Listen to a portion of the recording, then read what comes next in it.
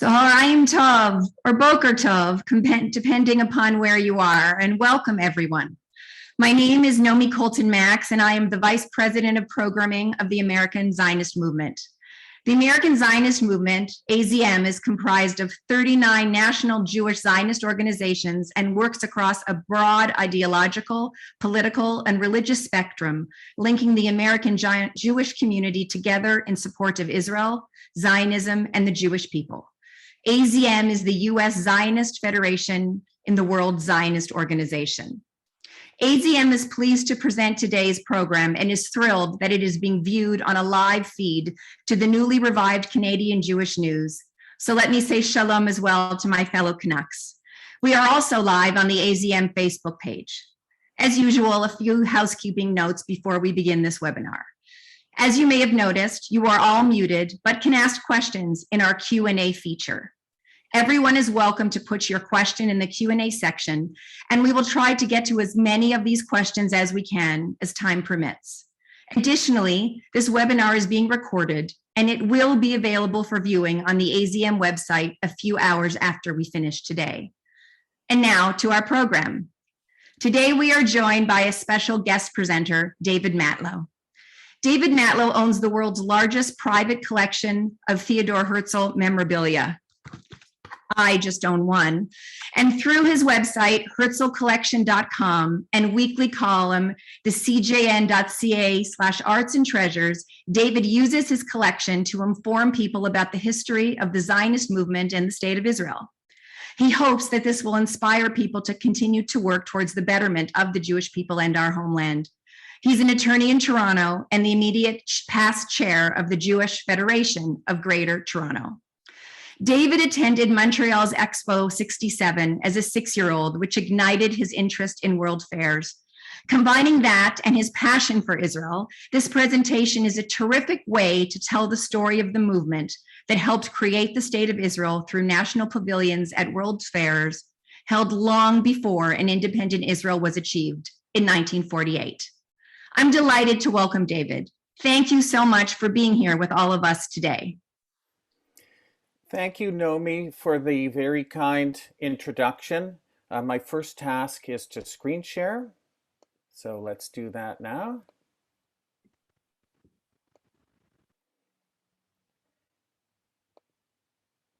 So I want to thank the American Zionist Movement for sponsoring and presenting this program, for believing in this idea. The pavilions at the World's Fair were a joint initiative of Zionists around the world who cared about the idea of a Jewish homeland and wanted to bring it into existence, nurture it, safeguard it. And that's the work of the American Zionist Movement and its constituent organizations today. And I want to thank the Canadian Jewish News, who is presenting this program in Canada. As you heard, I have a weekly column in the Canadian Jewish News called Treasure Trove, which you can access, register, subscribe for free at the cjn.ca. And somebody quipped that this is Treasure Trove Live, this program. And the program is being presented to participants in the Circle program of the Canadian Jewish News that makes available experiences and additional programs to subscribers. So Pavilions of Promise. What do we mean by Pavilions of Promise? What is the promise? Of course, it's the promised land, Eretz Yisrael, but it's also the promise of a better future for the Jewish people, autonomy, safety. And these pavilions at World's Fairs demonstrated the longing of the Jewish people for a homeland and the capacity of the Jewish people to make it happen. You heard that I attended the World's Fair in Montreal in 1967. That's me and my sisters and mother. Expo 67 was in Montreal celebrating Canada's centennial. And like all World's Fairs, an expo was a celebration of our country, and it invited other countries to come. There were 72 countries, including Israel, the pavilion of which you see behind us. And those pavilions came to promote themselves, their businesses, their way of life, to promote trade, tourism, and exports.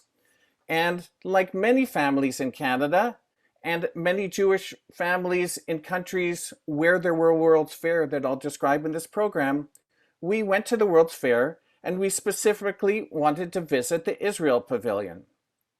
Expo 67 was taking place at a historic time for Israel and the Jewish people. The waiting period prior to the Six-Day War, so in April of May of 1967, was during the fair. And so this pavilion became a focal point for the Jewish community of Montreal in Canada, because they went to the pavilion and they were able to get inside information from the guides who came from Israel, who were in contact with their friends and family back in Israel about what was happening. And then with the miraculous victory in the Six-Day War, this pavilion became a place of celebration. 2 times the expected attendance went to this pavilion. 5.5 million people went, and this was out of curiosity. So Israel and Zionist pavilions attracted Jewish people in the communities, but others to see what was happening. And that was the point of having these pavilions at the World's Fairs. The first World's Fair took place in London in 1851. And this is the Crystal Palace, at the time the largest glass building in the world. And World's Fairs were an extension of international trade fairs and exhibits. In 1935, an organization called the Bureau International des Expositions, the International Bureau of Expositions, was formed in Paris. It exists to this day, has 170 members, and its job was to sanction World's Fairs, and it retroactively sanctioned the World's Fairs that were in existence prior to 1935. And you'll see on the left a list of the World's Fairs between the first one in 1851 and the one in Montreal in 1967 that I attended. Each World's Fair had a marquee item, a signature item, a symbol. So the Eiffel Tower that we're all familiar with was from the 1889 World's Fair in Paris. Top right, you see the Ferris wheel, and this was the signature item at the World's Fair in Chicago in 1893, and then a little later on, you'll see how this very Ferris wheel moved to St. Louis for the World's Fair in 1904. And in the bottom right, the 1904 World's Fair in St. Louis brought to the world the ice cream cone. In 1893, as I mentioned, there was a World's Fair in Chicago to celebrate the 400th anniversary of Christopher Columbus's discovery of America, and I guess plus 1 year, because we know it was in 1492. Maybe it took an extra year to build the fair. And at this World's Fair, there was something called the Midway Plaisance, the pleasant midway. The word midway, which we have at carnivals and exhibitions these days, comes from this World's Fair. And it had attractions, carnival games, rides, and one of the attractions was something called Foreign Villages. And World's Fair expert Bill Cotter, who I believe is watching today, referred to these as human zoos. At the time, there was obviously no internet. Movies were at the very beginning, no television. So how did you get to know what was happening in the faraway lands of the world? Organizers would bring people from those faraway lands, build a village in the World's Fair, and visitors to the World's Fair could walk around these villages and see how people lived. And so it was essentially putting exotic people on display. And in 1893, there were Laplanders, people from Sudan and Algeria, and there was also a Turkish village. At the time, Palestine, Eretz Israel, was part of the Ottoman Empire, the Turkish Empire, and so there was a Turkish village. The 2 concessionaires who put this village together were Jewish and populated the Turkish village mostly with Jewish people. 80% of the residents of the Turkish village were Jewish. So much so that on Yom Kippur of 1893, a service was held in the mosque that had been built as a model in this fair. So there was a Yom Kippur service of Jews in a mosque at the 1893 World's Fair. And at the end of the World's Fair, this book was published with portraits really depicting, before you is 6 portraits of Jews, sample Jews that were on display at the World's Fair. In 1896, 125 years ago now, there was an industrial exhibition or exposition in Berlin, which has had a portion of it, a colonial exhibition, showing off what's in the colonies. Now, what's interesting is this is the first of 3 countries that exhibited Palestine within their colonial expanse. And so in the 1896 World's Fair, in the colonial exhibition part, there were, again, villages, mostly from Africa or New Guinea, called Volkshow, showing of people. And there was a Cairo area. And in the Cairo area, which is reflective of the influence that the Germans had at the time over the Ottoman Empire, there was this building, this display. It was a 2-room display. In one room, there was a demonstration of agricultural products. And in the other, there was a shop which sold wine, olive wood items, and books that were printed in Palestine. We come now to 1904. This is the World's Fair in St. Louis, the Louisiana Purchase Exposition, held to celebrate the 100th anniversary of the Louisiana Purchase. And what's fascinating in this World's Fair is there was a 10-acre model of Jerusalem. You see a photograph of it on the left.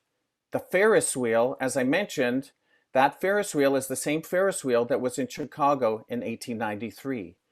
This Jerusalem model was the product of mostly Christian investors. So on the right-hand side, you see the prospectus from which they raised funds to hold this model, to build this model. It cost $1.4 million. It cost 25 cents to go through it. And several hundred residents of Jerusalem were brought to live in this model, as well as camels and donkeys were brought from Eretz Israel.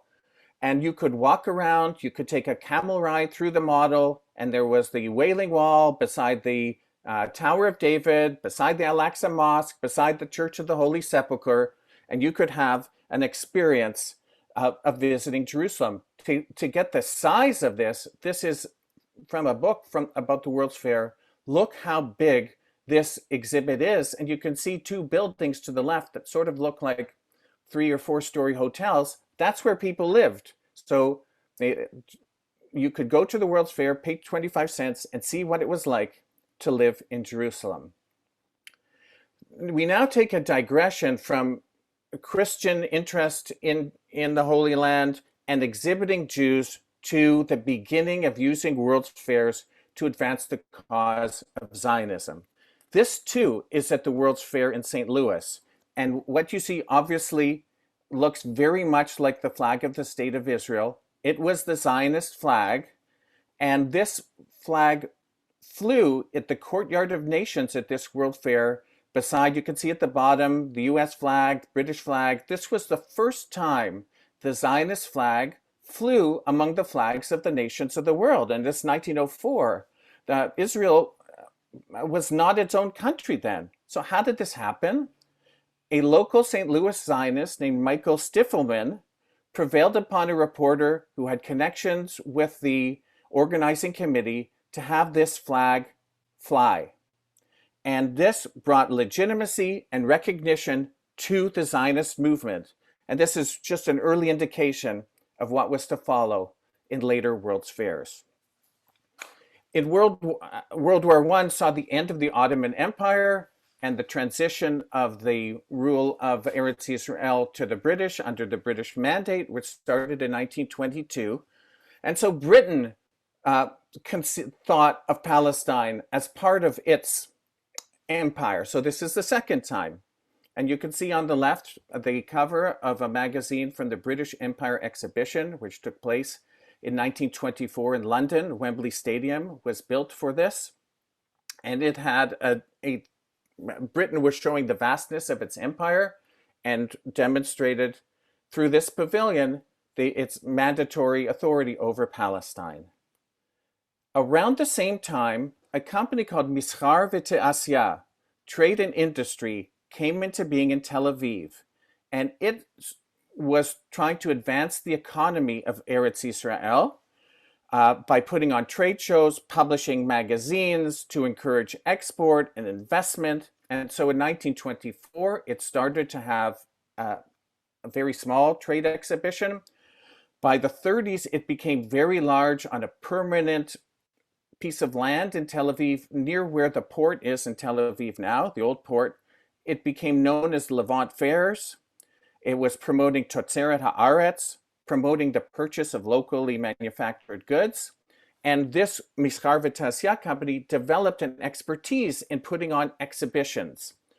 It was involved back in England in 1933 in the Anglo-Palestine exhibition, which was a joint venture between the Jewish National Fund and this Mischar V'Ta'asya company. And what you're going to start to see is Mischar V'Ta'asya, Zionists, and the institutions of the Zionist institutions working together to create these experiences, these pavilions at World's Fairs.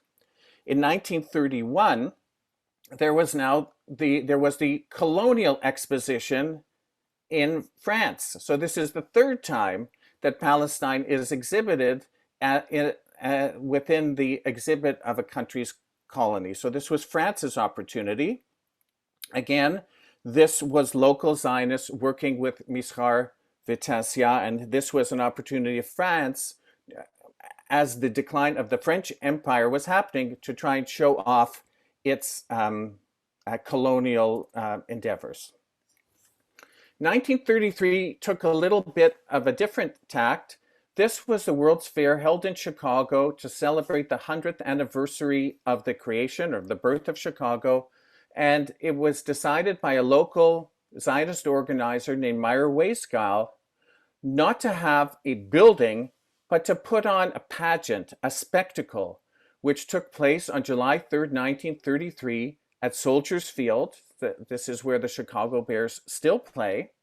And the idea was, through this spectacle, to describe or perform 4,000 years of Jewish history, from the days of Abraham to the Chalutzim, the pioneers who were working the land of Israel just at that time. And you can see the massive crowd, 131,000 people were in attendance. The show was sold out. A second show was required for July 5th, and then it went on tour to New York. It was supposed to be performed at the Polo Grounds. In September of 1939, it was rained out, and so had a 1-month run in a giant armory in northern Manhattan. 1 million people, New Yorkers, saw this performance. And the purpose of it, there were 3 purposes: to unite the Chicago Jewish community, to give profile to the Zionist movement, and to raise money to save German Jewry. Already in 1933, there was an understanding of the imperiled situation of the Jews of Germany. And this was something that Chaim Weizmann, who you see pictured in the bottom right, was very involved in. And he came and spoke at this event. It was really a true spectacle, one of the largest crowds to ever have attended anything at Soldiers Field. There was also a display of Jewish items in the Hall of Religion at the World's Fair. That you can see there's cabinets with, I can see a Chanukiah, a Torah cover, things like that. Also having Judaism represented in addition to Zionism at this World's Fair. The next World's Fair took place in Brussels, Belgium in 1935. And I mentioned that World's Fairs often were held to celebrate a milestone in a country's history. Belgium wanted to celebrate 50 years of the founding of the independent state of the Belgian Congo. And this was the reason for this World's Fair. Its motto was peace between the races. And this is the Palestine Pavilion pictured. And it's tiny, but you might be able to see to the left the Restaurant Carmel, because if you're going to a World's Fair and you need to have a kosher meal, you look to the Palestine Pavilion to do that. And this pavilion, again, was a joint venture between Belgian Zionists and Mischar V'Ta'asya and other residents of the Yishuv, the Jewish population of Eretz Israel. Our journey next goes to Paris for the 1937 World's Fair, and this is the Land of Israel in Palestine Pavilion. Again, a joint venture between local Zionists and Mishar V'Ta'asya. And by 1937, as you can imagine, there were massive, difficult things going on in Europe. With the rise of Nazism, there was an urgency of the Zionists to demonstrate to the world the capability of the Zionist movement to be a home for the imperiled Jews of Europe. That's what this pavilion was built to show. It was 2 blocks away from the Nazi Germany pavilion on the World's Fairground. And it was in the national zone. Let me take a minute to explain that. World's Fairs have different zones. There would be an industrial zone, an entertainment zone, a national zone. A national zone is where country pavilions were. And so even though Palestine was not a country, it was located in the national zone. And this pavilion was filled with culture and the social and intellectual vitality of what was happening in Eretz Israel at the time, which was purposely constructed as a direct counterpoint to Nazi Germany's dehumanization of Jews. So let's take a look at what's inside this pavilion. You can see the size of it by this drawing in the middle, and you can see represented here is the Jewish National Fund, the Keren Hayesod, WITZO, which is the World International Zionist Organization, Hadassah, the Jewish Colonial Association, all of this showing all the accomplishments, what's being done. We have the capability to house the imperiled Jews of Europe. Let us do it. And this is more from inside the pavilion, a lot about building and pioneers and working the land. And to the top left in French, the quote is a quote from Theodor Herzl, which says, "When the plow will be in the grasp of the Jewish farmer, we will hold the solution for the Jewish question. Give us the land. Let us work it. Fulfill the obligations of the British Mandate to give us a homeland in Palestine. We can be the solution to what's happening to our brothers who are in the death grip in Germany." Our journey now takes us to New York City. In the mid-1930s, and this is true of all World's Fairs essentially, a group of business people got together, in this case, to work on a very large project which would give employment, construction, pride, and a motivation to dig America out of the Depression. So their idea was to have a World's Fair in 1939. Why 1939? It was the 150th anniversary of George Washington's inauguration in New York City. So this is a pamphlet from 1936, which was in the Central Zionist Archives in Jerusalem. And already it sets the theme of the World's Fair to be, 3 years hence, building the world of tomorrow. And this is critical to our story. The World's Fair grounds was in Flushing. It was referred to as the Valley of Ashes. F. Scott Fitzgerald wrote about this in The Great Gatsby. This is the place in Queens where all of the coal that was left over, all the ashes from the burning of coal stoves was taken and dumped. And you can see there's a 90-foot mound of ashes. And this was the grounds that was established to hold the World's Fair. This is now Corona Park, where the U.S. Open takes place. Shea Stadium was here, but in the 1930s, it was really an ash dump. The New York was a perfect place for a Jewish Palestine pavilion, had the largest Jewish population. And so here is a guide to the World's Fair written in Yiddish. And I mentioned previously that each World Fair has its signature item. So on the left, you see the signature item for the 1939 World's Fair. It was called the Trilon and the Perisphere. Inside the Perisphere was an exhibit called Democracy, which shows what a city would look like in the future. Because of the shape, Jews of New York called this the Lulav and Etrog. In the lead up to the World's Fair, the American Economic Committee for Palestine, which was a group of business people, determined that it's important to have a pavilion at this World's Fair. And so they went about organizing that. On the right, from this program, you see in Yiddish a description of the Eretz Yisrael Pavilion. Take a note of the three figures above the door. This is going to be a running symbolic theme through our discussion of the 1939 World's Fair.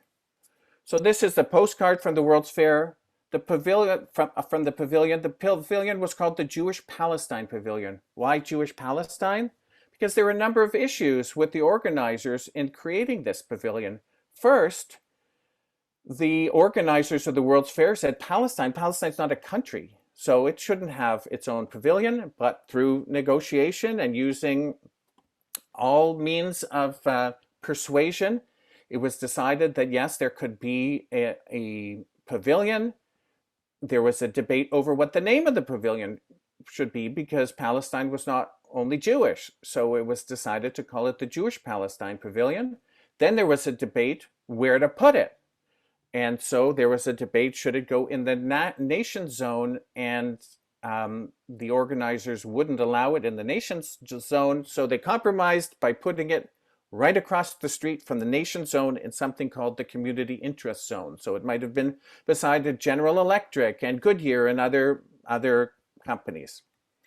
Meyer Weisgau, the same gentleman who brought us The Romance of a People in 1933, was hired to organize this pavilion. And he made the decision that everything in this pavilion should come from Palestine. It should be designed by a Palestinian architect. So a gentleman named Ari Ben Hanani was the architect. He worked for Mischar V'Tasya. That company was retained to build it, to populate it. Everything was to come from Palestine.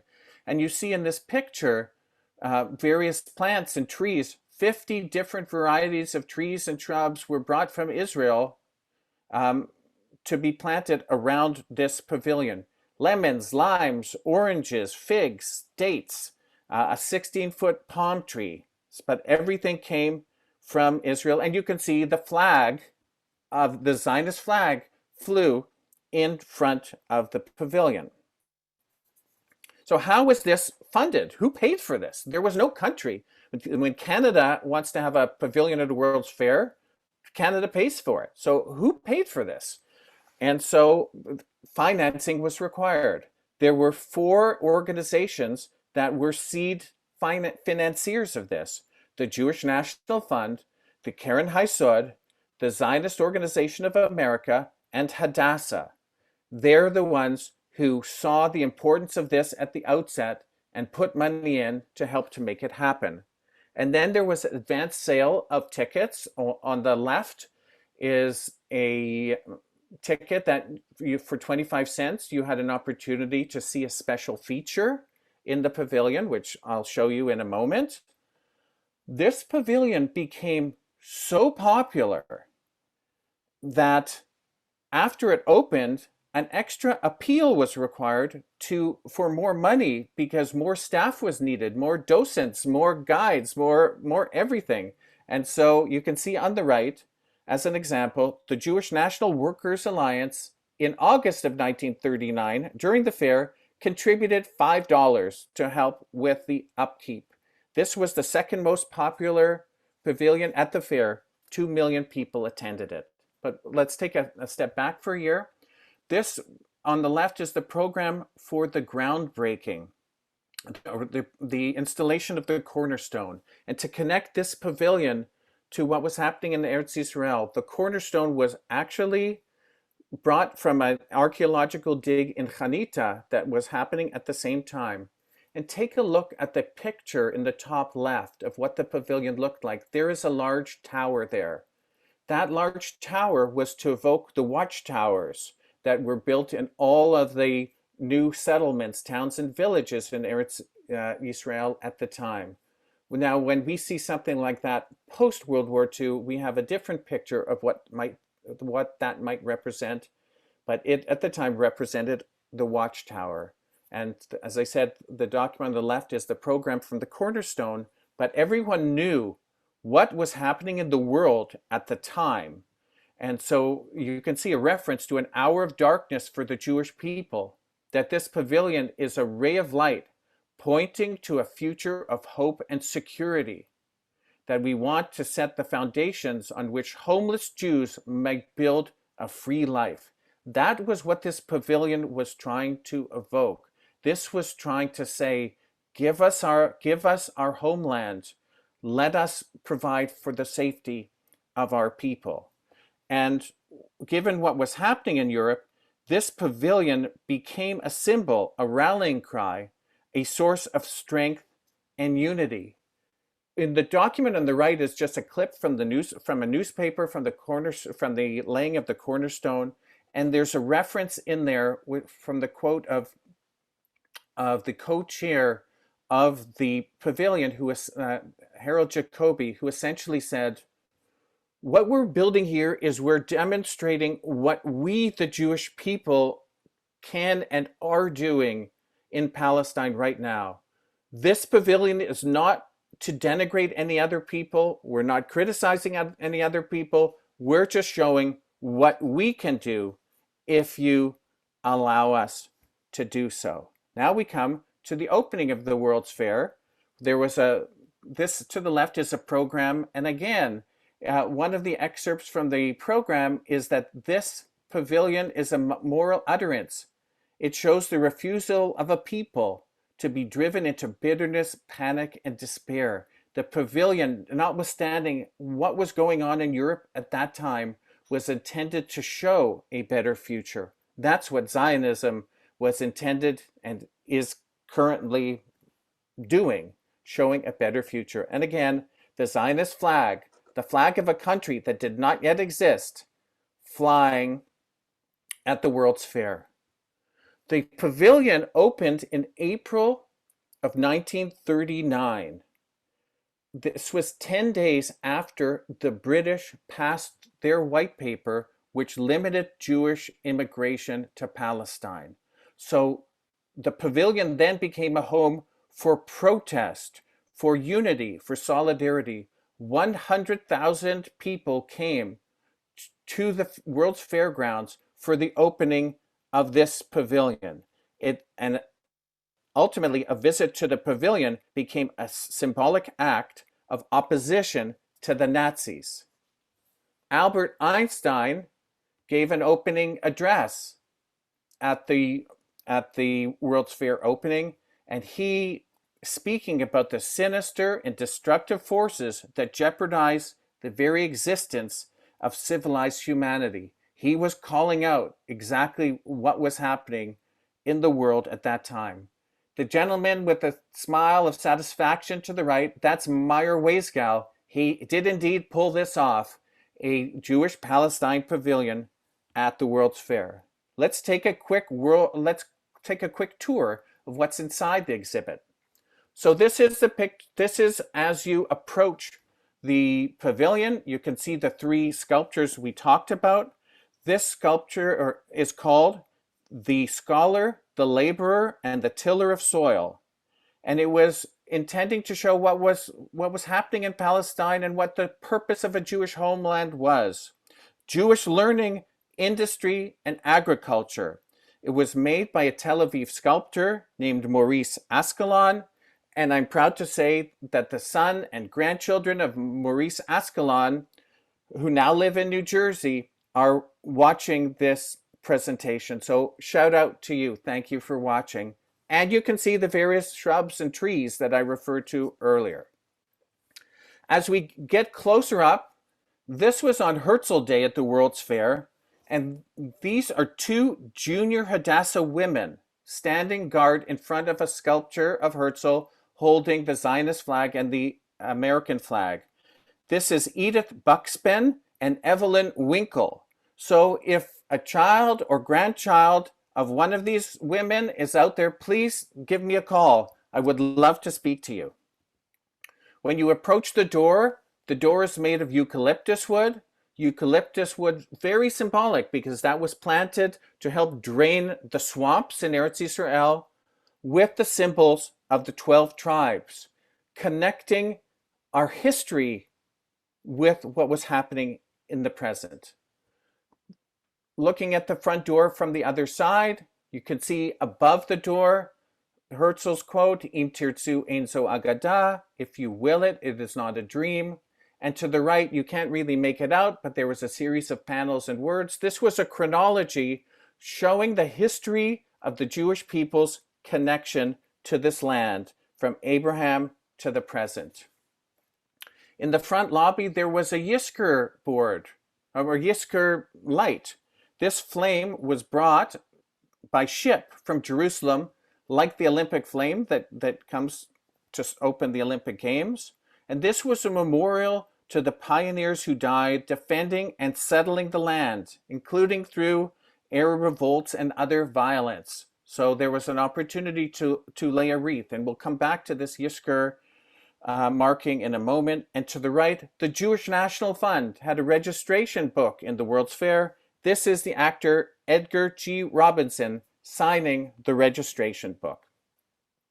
As you go up a staircase in the Hall of Transformation, you get to a sculpture of a pioneer, which you see on the right-hand side, and a marking the land of promise. And either side, it would show the towns and villages that are being built by the pioneers.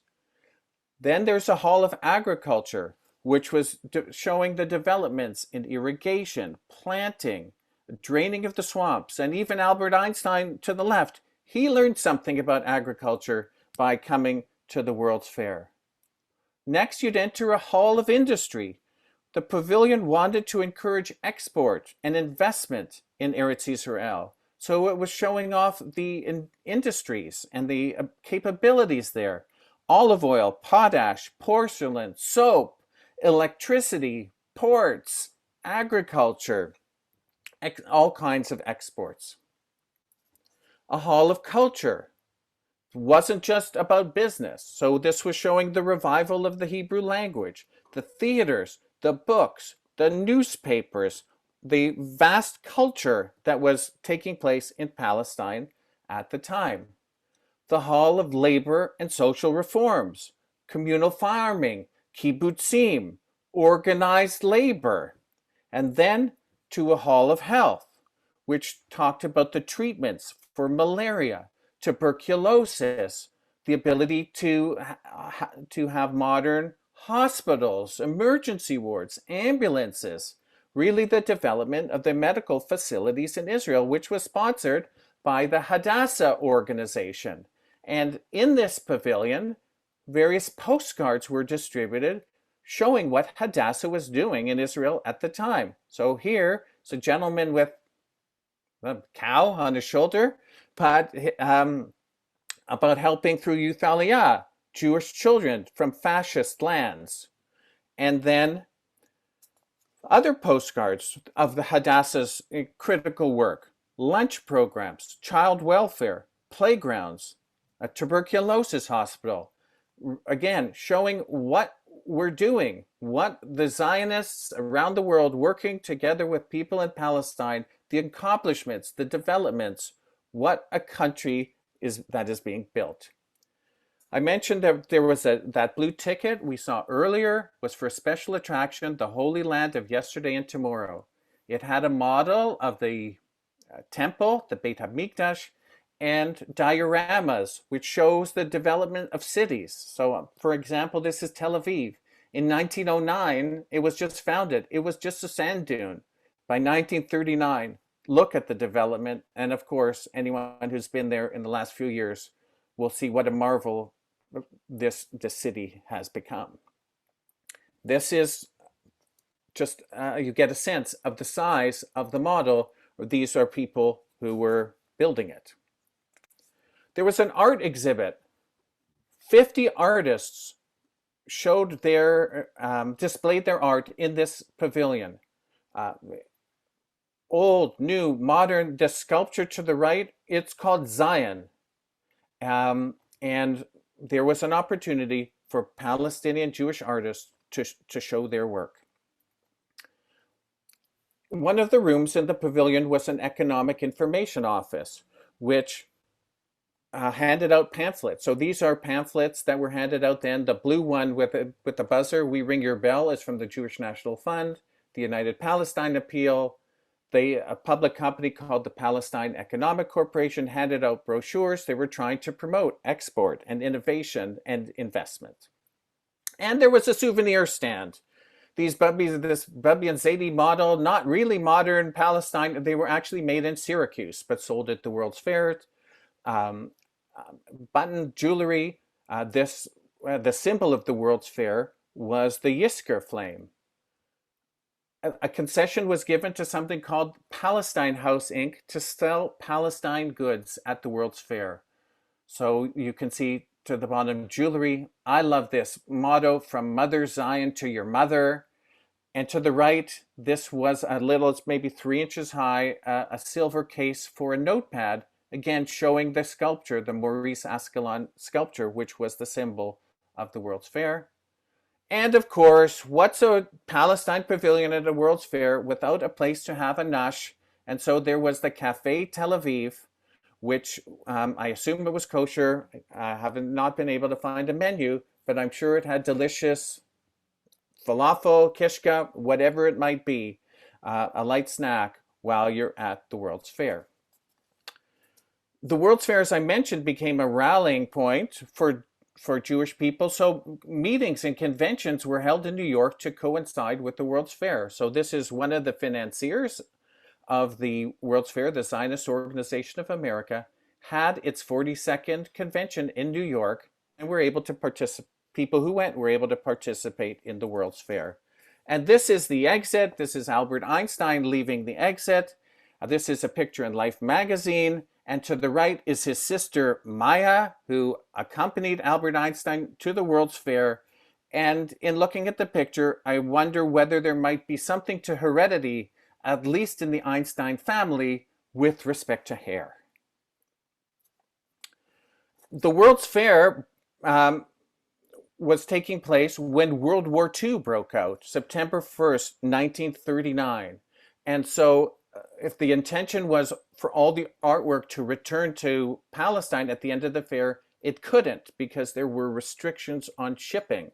And so there was an auction to sell everything that was in the World's Fair. To the left is the auction catalog. The World's Fair was held over for an extra year, which is why the auction is in 1940. So the sculpture, the Ascalon sculpture that I referred to multiple times, was sold in this auction, as well as this Yizkor board. This Yizkor board is now was purchased by Temple Tiferet Yisrael, or by a donor who gave it to Temple Tiferet Yisrael in Cleveland. That was the congregation of Abba Hillel Silver. That building in the last number of years has been repurposed as the Maltz Auditorium at Case Western University. And this Yizkor board from the 1939 World's Fair remains embedded in the wall of the Maltz Auditorium. The sculpture, the Ascalon sculpture, and this is Maurice Ascalon building it so you can get a sense of how massive it was. It's 14 feet tall, and this is him building it, and these are pictures courtesy of the Ascalon Family Archives. Was bought by a philanthropist who donated it to the Spertus College of Jewish Studies in Chicago. And this sculpture was on display on Michigan Avenue outside for a while, and then inside, as you can see in this picture. It is now in storage. This is Eric Ascalon, who visited the sculpture about 10 years ago. As I mentioned, he's the grandson. And there are now discussions with the kind participation of the Spertus Institute to repatriate this sculpture to Israel as part of a new modern sculpture initiative at the Hecht Museum on the campus of the University of Haifa. So hopefully within the next couple of years, this sculpture will see the light of day, going back to Israel, where it was built in where it was created in the 1930s. If anyone wants to know more information about this initiative, please reach out to me. This is the sculpture taken by a conservator within the last year. I mentioned that the theme of the World's Fair was building the world of tomorrow. And one of the attractions at the World's Fair was Futurama, the General Motors Pavilion. And in Futurama was a ride, and you can see what cars would look like way in the future, like in 1960. And anyone who went to the pavilion got this button that said, "I have seen the future." And in fact, the future was indeed realized for the Jewish people in a way related to the World's Fair. The top left is a picture of the New York Pavilion at the 1939 World's Fair, which is now the Queen's Museum. But in 1947, it was the temporary home of the United Nations. So on November 29th, 1947, the UN Partition Resolution creating the State of Israel took place in this room on the World's Fair grounds, not 200 meters from where the Jewish Palestine Pavilion, which was hoping to perform the Jewish state into existence, existed 8 years prior.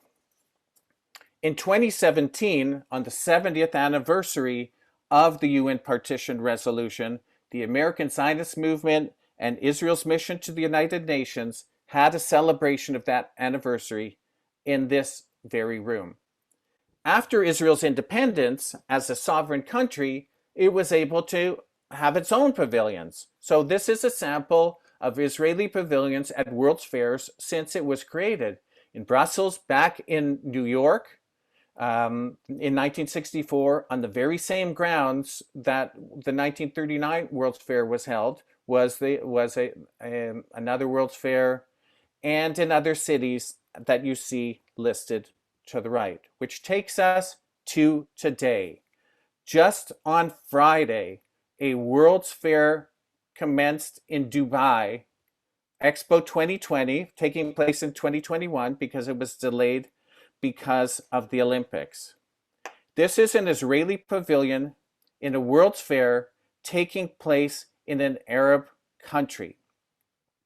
And you see Hebrew lettering at the top. It says "Towards Tomorrow."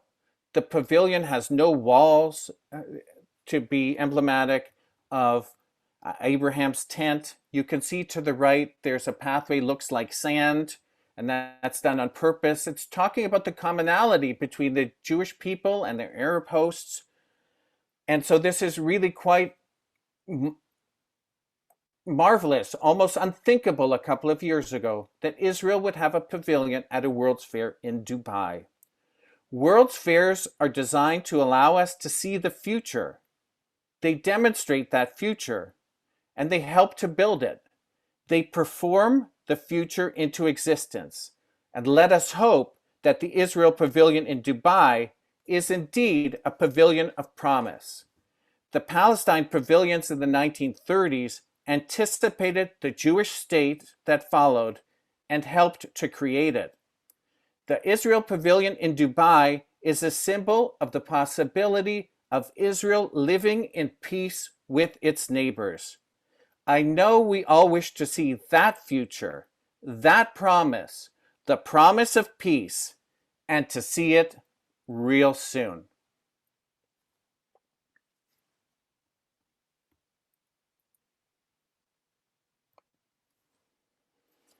Thank you for watching, and I think Ellen's coming on. And if there's time, I'm happy to answer some questions.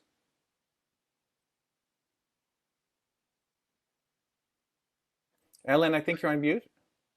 I'm off mute, but okay. So first of all, thank you, David. Thank you so much. My name is Ellen Hirschkin. I am the AZM Vice President of Interorganizational Relations and Communications, as well as the immediate past National President of Hadassah, the Women's Zionist Organization of America.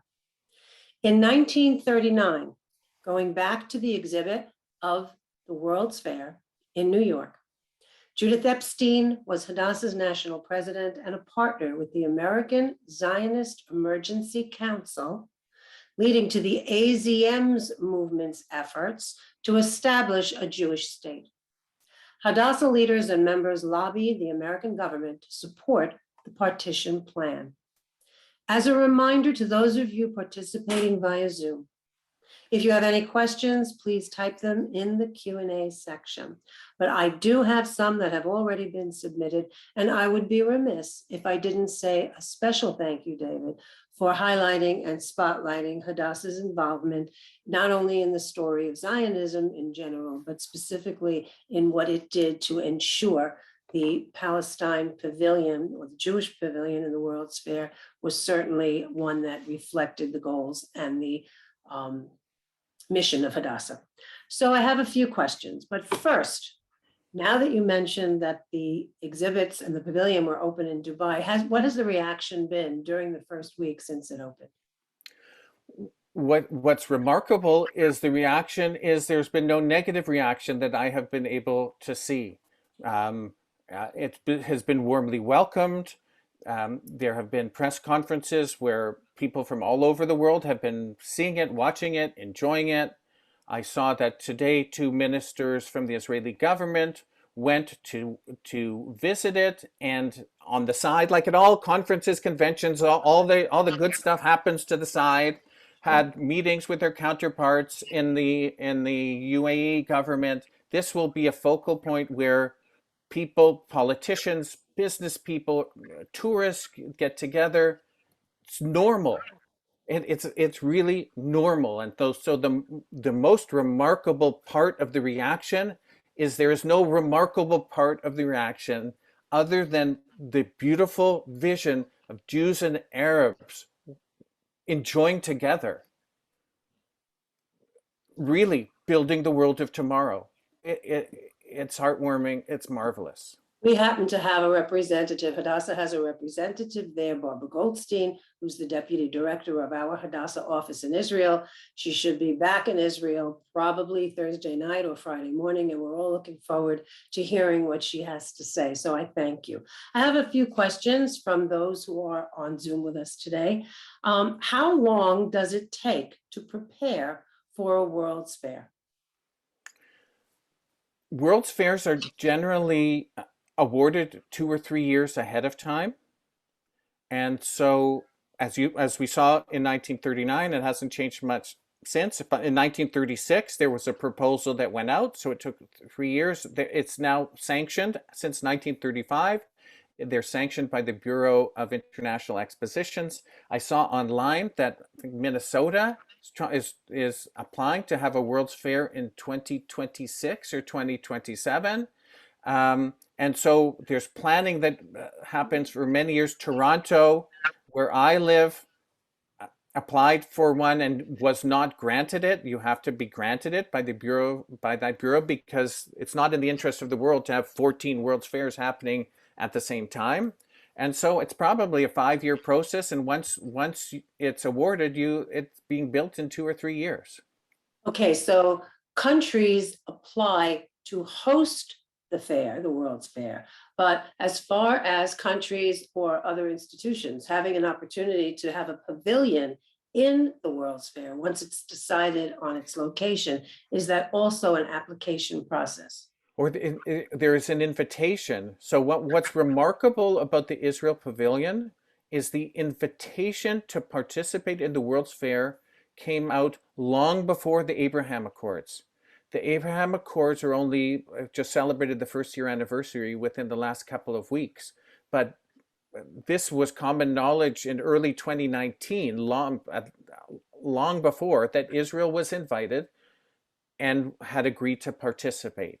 So as you can imagine, every pavilion requires an architect and building and moving and all of that. It takes a couple of years to build it. But in terms of and good on the UAE, who said, we're sending an invitation to everyone, every country in the world. Every country is welcome to come, and that included Israel. It's amazing. Thank you. Thank you, David. So speaking about what the countries bring to represent, what happened to the Jewish model from the St. Louis World's Fair? It burnt in a fire. During the middle of the fair, I was trying to keep this upbeat and happy, but by July, sometime in July of 1904, there was a fire and it burnt down. So it didn't survive the balance of the fair. So those who went to the fair in the spring were able to enjoy it. Thankfully, nobody was hurt. But there, as I said, there were a couple hundred people who were living in the fair, but everyone emerged and they were not hurt. But it's gone, which is a shame. Very sad, very sad. Someone is asking, what are the icons on the Jewish pavilion at the Paris Pavilion? There were specific icons featured on that pavilion. Could you tell us what they mean, or is it something that'll take a little more research? So I'm trying to remember in the Palestine Pavilion, I frankly don't remember what was there. So to my knowledge, the symbolic elements of the Palestine Pavilion were the displays that were on the outside. But yes, there was a sculpture above the door. I think it was a welcoming sculpture of some kind, but I've not been able to find any real information about what that was. Thank you. So you happen to mention that in 1939, the Jewish pavilion was the second most visited pavilion. What was the first?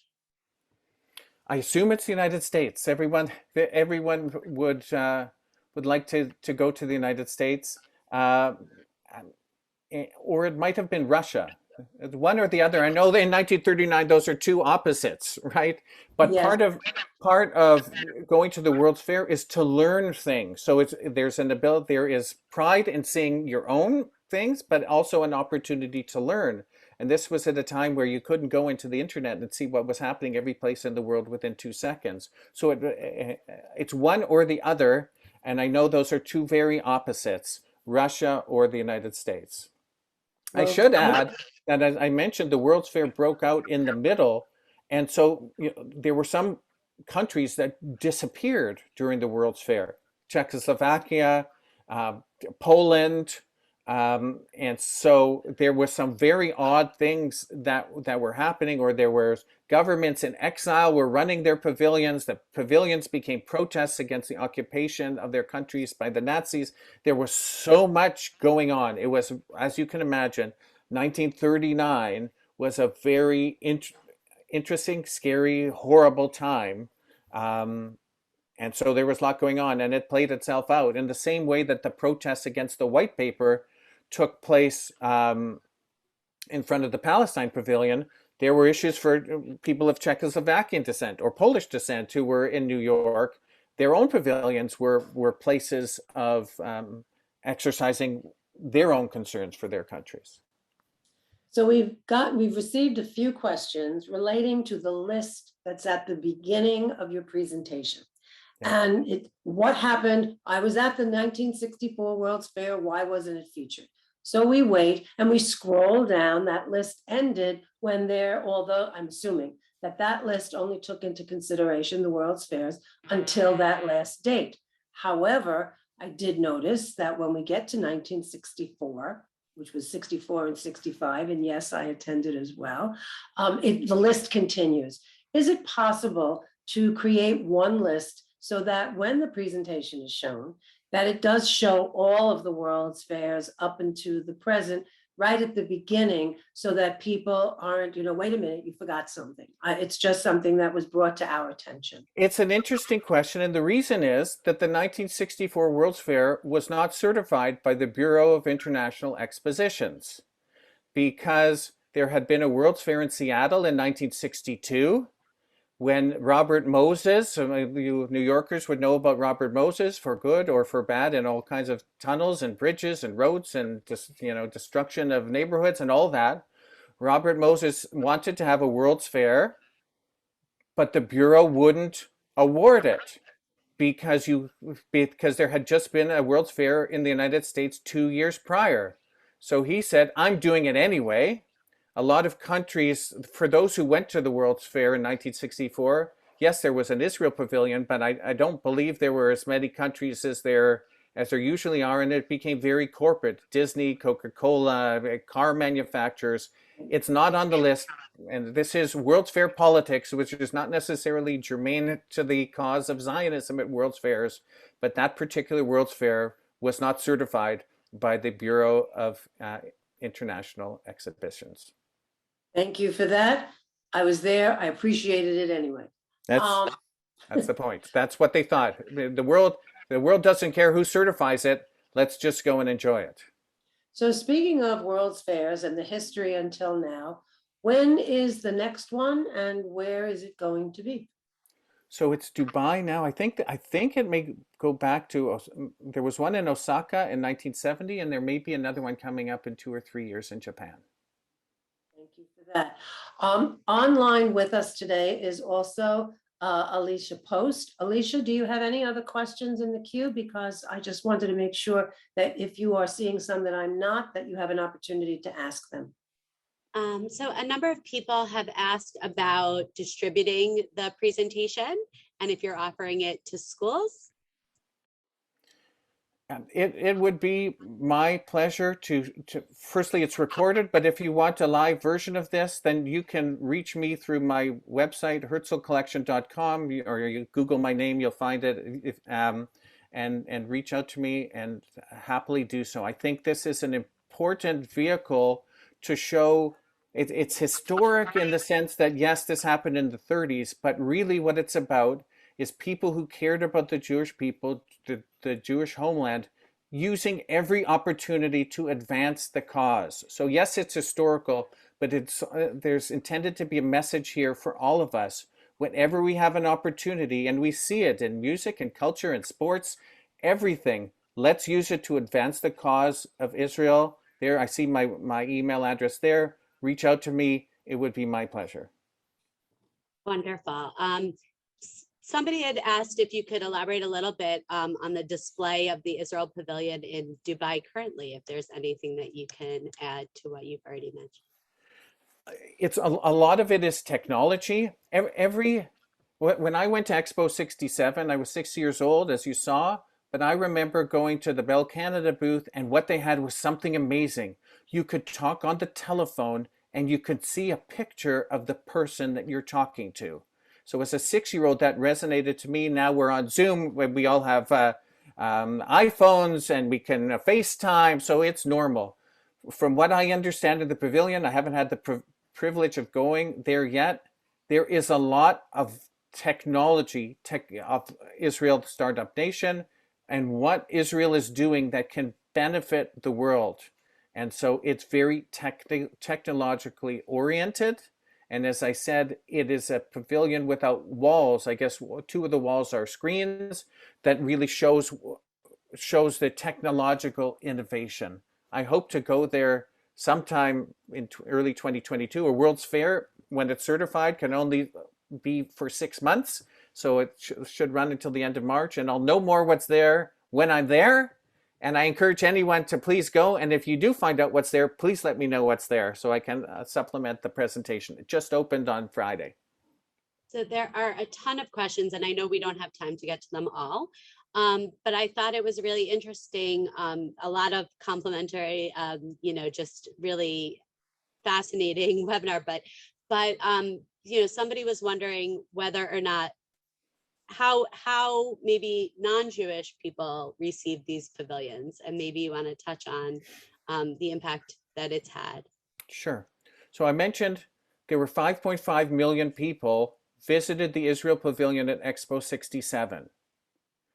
There were 2 million people who visited the Jewish Palestine Pavilion at the World's Fair in New York in 1939. So this is more than just Jewish people.